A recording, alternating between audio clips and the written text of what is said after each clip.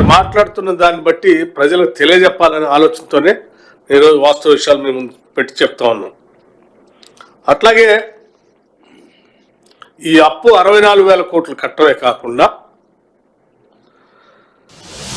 24,036 కోట్ల రూపాయలు capital expenditure కోసం ఖర్చు పెట్టాం, ఇన్వెస్ట్ చేశాం. ఇక వెల్ఫేర్ స్కీమ్స్కి వచ్చేవరకల్లా 61,194 కోట్ల రూపాయలు వెల్ఫేర్ స్కీమ్ కోసం వెచ్చించాం.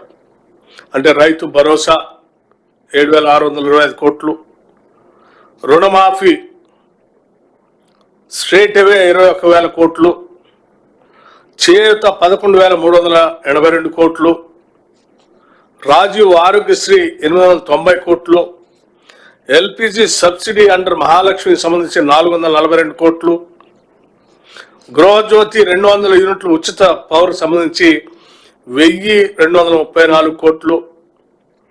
ఇక పవర్ సబ్సిడీ వ్యవసాయ రంగానికి సంబంధించి బోర్వెల్స్కి రైతులకు మనం ఇచ్చేటువంటి పవర్ సబ్సిడీ 11,141 కోట్లు.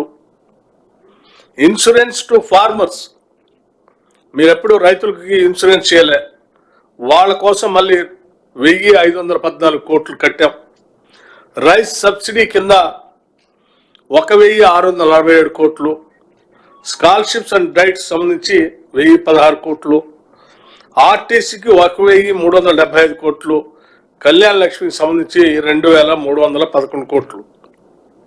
ఇవి 61,194 కోట్లు ఇవి వెల్ఫేర్ స్కీమ్స్ సంబంధించి మేము ఖర్చు పెట్టింది, వెచ్చించింది. ఏది అప్పులు 64,516 కోట్లు కడుతూ ఈ 61,194 కోట్లు వెల్ఫేర్ స్కీమ్స్ కోసం ఖర్చు పెట్టాం. అట్లాగే శాలరీస్ అండ్ పెన్షన్స్ కలిపి 60,000 కోట్లు ఇప్పటివరకు శాలరీస్ పెన్షన్స్ సంబంధించి 60,000 కోట్లు ఖర్చు పెట్టడం జరిగింది.